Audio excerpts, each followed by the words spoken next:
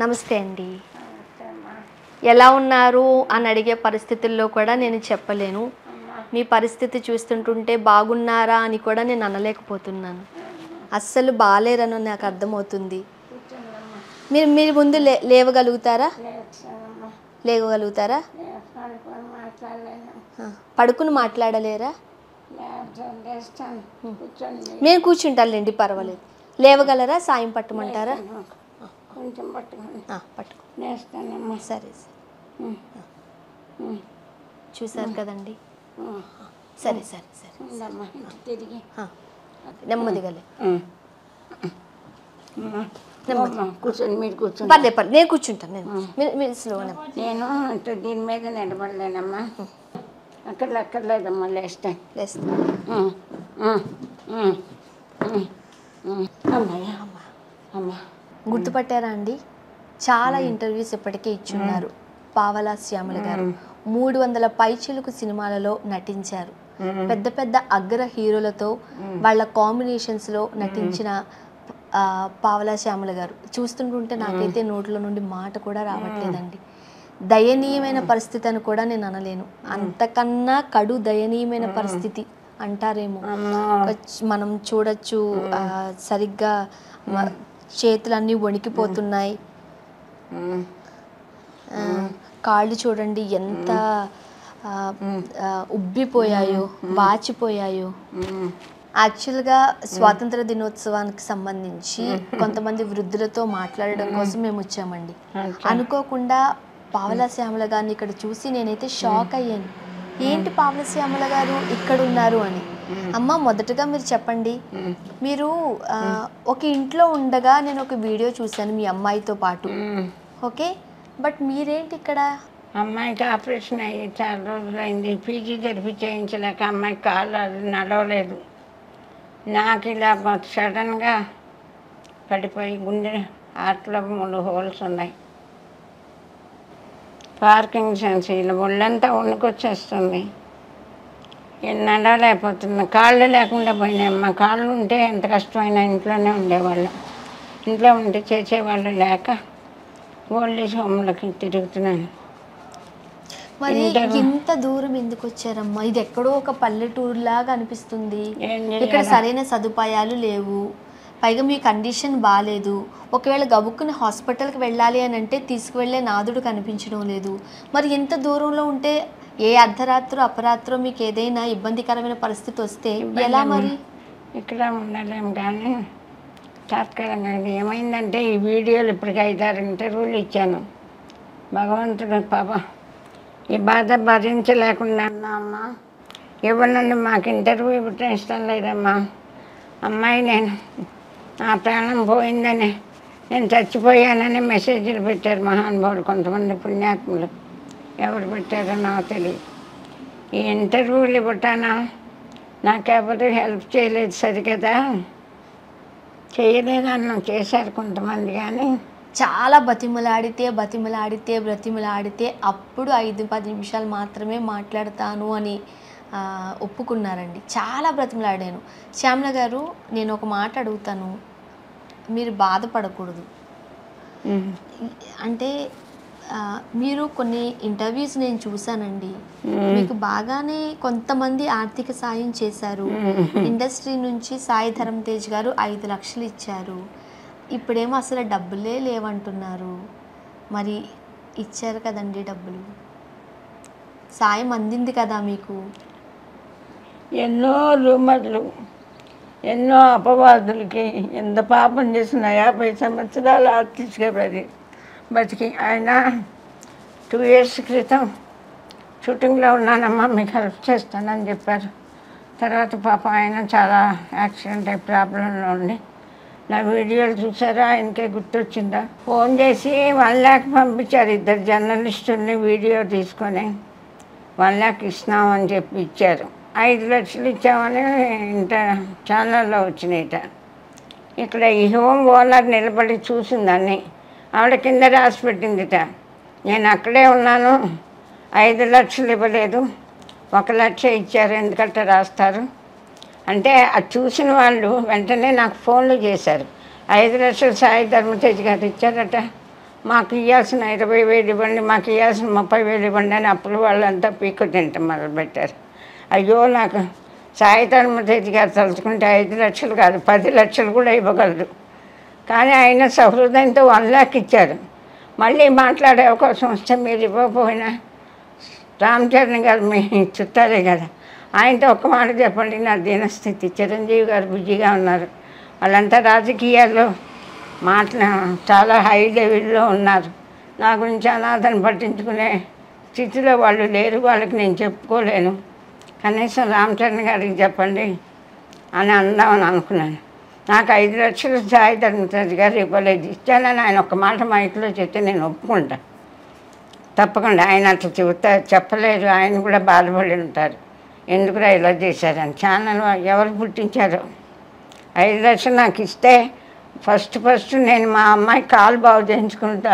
ఆడపిల్ల, నాకేమన్నా అయితే అమ్మాయిని పలకరించే వాళ్ళు లేరు. అందుకే దేవుడు నా ప్రాణం పోకుండా కాపాడారు మా అమ్మాయి కోసం. కాలు రాలేదు, 3 ఏళ్ళైంది ఆపరేషన్ చేసి. ఆ అమ్మాయికి ఇప్పుడు 1,00,000 2 లక్షలు ఖర్చు పెట్టి ఫిజియోథెరపీ చేస్తే అమ్మాయి కాలు. నిజంగా సాయి ధర్మతేజ్ గారు 5 లక్షలు ఇచ్చుంటే ఒక్క మాట మాట్లాడకుండా ముందు డాక్టర్కి ఫోన్ చేసి అమ్మాయి కాలు, ఆడపిల్ల నా ప్రాణం పోతుందంటే ఏమవుతుంది. టాయిలెట్కి కూడా వెళ్ళలేదు. పని వాళ్ళు విసుక్కుంటున్నారు.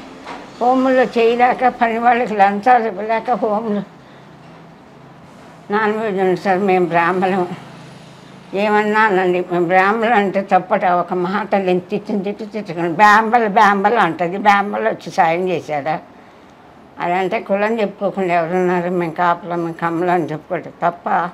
మేము బ్రాహ్మణులు అనుకుంటే తప్ప. క్షమించండి. ఎవరికన్నా మీ హోమ్లోకి వస్తామంటే మేము నాన్ వెజ్ తినలేమమ్మా, మసాలాలు పడవ అని చెప్పాము. అలవాటు లేదు మీకు? అలవాటు లేదు. మరి నేను షూటింగ్లకు కూడా పచ్చళ్ళు అవి చేసి పట్టుకెళ్ళి అందరికి వేసేదాన్ని. ప్రభుదేవ గారు నువ్వు వస్తానంటే వద్దంటే అమ్మ నాకు ఇంటికి ఇవ్వరా కొంచెం. కెమెరామెన్ గారు, ప్రొడ్యూసర్లు అందరూ కూడా ఫేవర్గా అమ్మ రేపేం చేస్తారు, పల్లీలు పొడి పచ్చడి దోసకాయ పచ్చడి అన్నీ ఇంగు వేసి చేసుకెళ్ళేదాన్ని. అందరూ అభిమానులు అయిపోయారు నాకు ఈ పచ్చడికి. వాళ్ళకి తెల్లారి 6ంటి కారు, అమ్మ రేపు ఏం పచ్చడి ఇస్తారంటే 6ంటి కారు పంపిస్తారు బాబు, నేనేం తేవాలి ఎట్లా లేచి చేసుకుంటే. అరే మేడం సీను 8 గంటలకు వచ్చేలా పెట్టు, కంది పచ్చడి చేసుకొస్తారు, చాలా బాగా చేస్తారు అని చెప్పేవాళ్ళు డైరెక్టర్లు. వాళ్ళు అభిమానంగా అమ్మ మేము కడుపుండా నాన్ వెజ్ పక్కకు వచ్చి మేము కడుపుండా తిన్నామని చెప్తే నాకు ఎంతో సంతోషం అయ్యేది. కాంబినేషన్ చేసిన అమ్మ ప్రభ గారు, తెలంగాణ శంకర్ గారు తిట్టేవాళ్ళు. ఎందుకే అట్ట ఖర్చు పెడతావు, రేపు వీళ్ళందరూ పెట్టి పోషిస్తారా నీకు అన్నారు. అట్లాగే ఎవ్వరు పట్టించుకోరు. నాతో అందరూ సపోర్ట్గా యాక్ట్ చేసిన ఆర్టిస్టులు అందరూ వాళ్ళ పొగిన వాళ్ళు కానీ తిట్టిన వాళ్ళు కానీ అమ్మాయి ఎలా ఉన్నామని ఒక్క ఫోన్ చేయలే.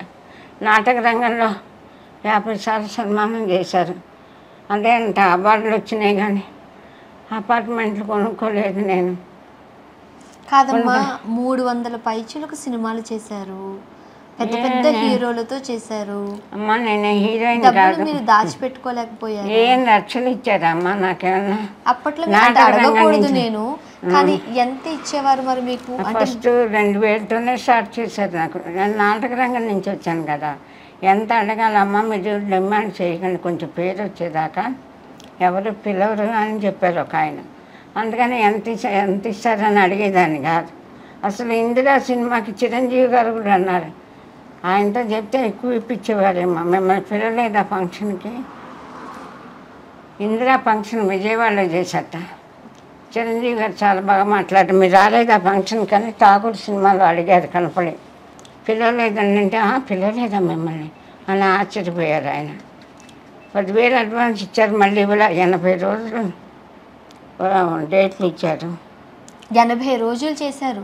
అది మైసూరులో తీశారు. క్లైమాక్స్ ఫ్లైట్ ఎక్కేది అది. అక్కడే 15-20 రోజులు ఉన్నాం మైసూరులో. 10,000 అడ్వాన్స్ ఇచ్చారు. అక్కడే మేము రూమ్లో ఉండి మేము పర్సనల్గా కావాల్సిన అక్కడే కొనుక్కున్నాం. భగవంతుడికి తెలియాలి అశ్విని దత్ గారు ఎంత ఇచ్చారో. మేనేజర్ నా చేతికి మాత్రం 10,000 ఇచ్చారు. అన్ని రోజులు ఉంటే 15 రోజులు అక్కడ ఉన్నాం, 30 రోజులు ఇక్కడ సెట్ చేసి కాశీ తీసుకెళ్లకుండా అక్కడ సీన్లన్నీ ఇందిరాలో అల్లు రామలింగయ్య గారు నేను ఆ కాశీలో చలి జనవరిలో తీశారు, రాలేరని ఇక్కడ సెట్ వేసి తీశారు. అన్నపూర్ణ ఏడాక మొత్తం 80 రోజులు చేస్తే 10,000 అడ్వాన్స్ ఇచ్చారు, తర్వాత 5,000 ఇచ్చారు. అంతే. ఆ భగవంతునికి తప్ప ఎవరికి తెలియదు. ఇంత ఇవ్వాలని నేను నాకు తెలియదు, అడగలేదు. కొత్త మీరు అడగలేదా తర్వాత డబ్బులు? ఎవరు కనపడతారమ్మా తర్వాత ఇస్తారమ్మా, మొత్తం తర్వాత ఇస్తారా? చేసాము, మాకు మిగలేదు, తర్వాత డబ్బింగ్ అయ్యి లోపల ఇస్తాను. ఆయన అని ఉండరు, మధ్య మేనేజర్ మేనేజర్ అన్నాడు అలాగా. మాకు ఆయన కనపడలేదు. గారికి తెలుసో తెలీదో తెలీదు, ఏమని మేము చెప్పలేమండి. చెప్తే నాకు భయపెట్టారు. నేను నాటక రంగం నుంచి వచ్చాను, నాకు డిమాండ్ అడగడం తెలియదు. ఏమన్నారంటే అందరూ మమ్మల్ని డిమాండ్ చేసి అడిగితే కొత్తగా వస్తున్నారు, మీకు అడిగారంటే మళ్ళీ పిలవరు ఎవరు అని భయపెట్టారు. నేను ఎవరిని అడగలేదు. ఒక క్యారెట్ మంచి రిచ్ క్యారెట్ వచ్చింది, 10,000 అడ్వాన్స్ ఇస్తే వెంటనే కారు ఇమ్మని 80 రోజులు షూటింగ్ చెప్పారు. పేర్లు అడగండి, బాగోదు. ఇంకా ఫీల్డ్లో నేను ఇప్పుడు ఫీల్డ్లో లేని, ఏం చెప్పినా నాకేం భయం లేదు. ఇప్పుడు అందరూ ఓపెన్గా రమాప్రభ గారు అయితే శుభ్రంగా చెప్తారు, అవును అందరిని అడుక్కు తింటుందని వేశారు. నాకు అనాథాశ్రమంలో ఉంది, ఓ హోంలో ఆవిడ చెప్పిందట, ఆవిడ అనాథలు అన్నారు, ఎవరు లేరు అన్నారని నేను మా హోంలో చేర్చుకున్నానని చెప్పిందట. 30,000 కట్టకపోతే ఒక రోజు దాటితే పన్నమ్మాయిని దానివరం అబ్బో త్రిహారి జైల్లో ఉండొచ్చు కానీ హోంలో ఉండకూడదు బాబు. మా త్రిహారి జైలు మహాఘోరం అని చెప్తారు అందరూ. అక్కడైనా ఉండి బతకచ్చు కానీ హోముల్లో మాత్రం బతకలే. మాకు బతకాలని లేదు, ఇక ఇంటర్వ్యూలు ఇవ్వాలని లేదు మాకు. కానీ మేము ఇంటర్వ్యూలు ఇవ్వకపోతే ఏం పుట్టిస్తారో తెలియదని ఇంత అపవాదులు, ఇంత అన్యాయంగా ఎలా మాట్లాడతారు. మహేష్ బాబు 10 లక్షలు ఇచ్చాడని, రామ్ చరణ్ 20 లక్షలు ఇచ్చాడని రాసుకున్నారు. ఆ మధ్య అన్నింటిలో కోట్లు నీ దగ్గర రాసుకొని నాకు లక్షలు ఇస్తావా అని నేను అన్నట్టు రాశారు. అది చూస్తే వాళ్ళు అంత చీప్ మెంటాలిటీ హీరోలకు ఉంటుందండి. నమ్మర్లే అనుకొని ఊరుకున్నారు. ఎవరు నాకేంటి ఇప్పుడు ఈ వీడియో వచ్చాక అంతకుముందు సాయం చేశారు. మా అమ్మాయి కాలు ఆపరేషన్ అప్పుడు 6 లక్షలు కావాలంటే వీడియో ఇస్తే అందరు సాయం చేశారు. ప్రజలే, సినిమా డైరెక్టర్ ప్రభాకర్ రావు గారు, ఇంకా 2-3 ప్రొడ్యూసర్లు అమ్మాయి కాలు ఆపరేషన్కి 6 లక్షలు అవుతుందన్నారు. నాకు షూటింగ్లో తర్వాత పేరు వచ్చాక ఖడ్గం సినిమా, ఇంద్ర ఇవన్నీ చేశాక 5,000, 10,000, 15,000 లాస్ట్ మత్తు వదల కీరవాణి వాళ్ళ ఆయన కొడుకు హీరోగా చేశాను. అప్పటి నుంచి 15,000 ఇచ్చారు. నా కాళ్ళు పడిపోయినాయి, హార్ట్లో హోల్స్ పడ్డాయి. దేవుడు మా జాతకం తిరగ రాశారు, మా బతుకును ఇలా చేశారమ్మా. ఏదో అమ్మాయి కాలు బాగు చేయించాలి, ఆడపిల్ల నా ప్రాణం పోతే. 50 ఏళ్ళు అయింది నేను ఆర్టిస్ట్గా ఉంది. 30 ఏళ్ళు రంగస్థలంలో ఉంచి మంచి పేరు తెచ్చుకున్నాను. ఎన్నో అవార్డులు వచ్చినాయి, ఎన్నో సన్మానాలు వేయించుకున్న తర్వాత ఇక్కడికి వచ్చాను. నాటక రంగంలో ఒకే క్యారెక్టర్ ఉంటుంది, లేడీ క్యారెక్టర్. అక్కడ నాటకాలు తగ్గిపోయినాయి. అంతకుముందు రాజబాబు గారు మెడ్రాస్లో మా నాటకం చేసి, అమ్మ మీకు సినిమాలో నేను ఇప్పిస్తాను క్యారెక్టర్లు చేస్తారా అని అడిగారు. వద్దు బాబు, మా అమ్మాయి పెళ్ళి అయ్యేదాకా నేను సినిమాల్లోకి వెళ్ళాను అని చెప్పాను. అందరూ ఇక్కడ సినిమా నాటకాల్లో ఒకే లేడీ క్యారెక్టర్ ఉంటుందమ్మా, మీరు హైదరాబాద్ వస్తే సీరియల్స్లో మీకు ఆఫర్స్ వస్తాయంటే వచ్చారు. ఫస్ట్ నేను సీరియల్లో చేశాను. మంజులా నాయుడు గారు అన్ని అవార్డులు కూడా వచ్చినాయి సీరియల్. తర్వాత సినిమాల్లో మనసంతా నువ్వేదో ఫస్ట్ చేశాను. ఆ తర్వాత అన్ని 100 డేస్ సినిమాలే చేశాను. పావల శ్యామల గారు ఉంటే చాలు ఆ సినిమా సూపర్ డూపర్ హిట్ అనే సెంటిమెంట్ కూడా ఉంది కదండి. సెంటిమెంట్ ఆర్టిస్ట్ అన్నారు. అంటే నేను చేసిన నా క్యారెక్టర్ ఇచ్చినదైనా 100 డేస్. ఖడ్గం సినిమా, మురారి సినిమా వచ్చి కనిపిస్తే చాలు సూపర్ హిట్ సినిమా అని అప్పట్లో ఒక సెంటిమెంట్ ఉండేది. సెంటిమెంట్ ఉండేది. గోళీమారు, మనసంతా నువ్వే, మళ్ళీ ఆయనవే వర్షం సినిమాలు వస్తానంటే వద్దంటావా, వర్షం ప్రభాస్తో చేశాను. అందరి హీరోలతో చేశాను. ఎవరు ఇప్పుడు నేను కాలు దిగితే లేచి నిల్చునేవాళ్ళు కొంతమంది. అంటే నాటక రంగంలో నాకు వచ్చిన పేరుని బట్టి ఇక్కడ నేను చిన్న క్యారెక్టర్లు ఇచ్చిన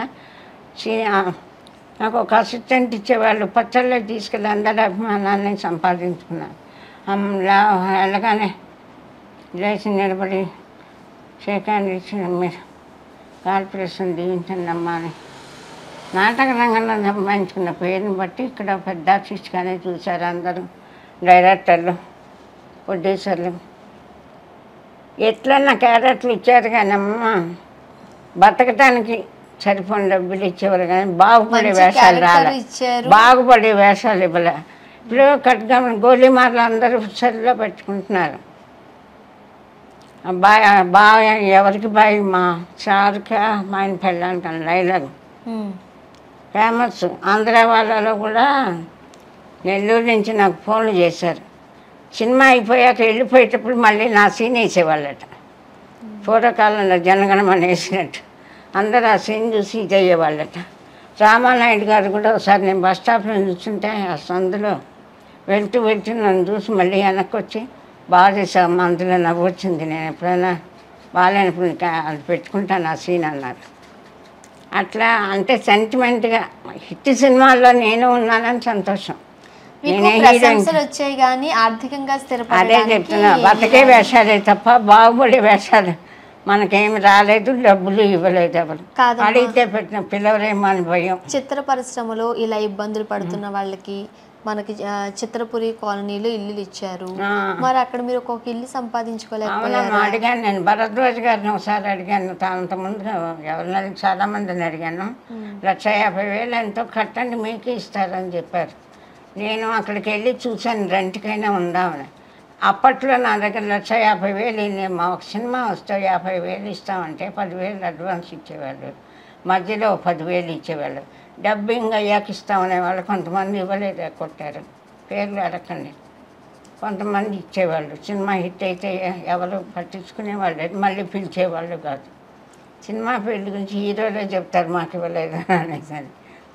నాకు ఇస్తారా అమ్మ, నేనే హీరోయిన్ క్యారెక్టర్ కదా, అందులో ఫస్ట్ టైం మార్చ్ క్యారెక్టర్ వేసాను. ఇంకా పడిపోయి పళ్ళెరిగిపోయి కింద పడి దెబ్బలు తగిలినాయి. ఈ కటింగ్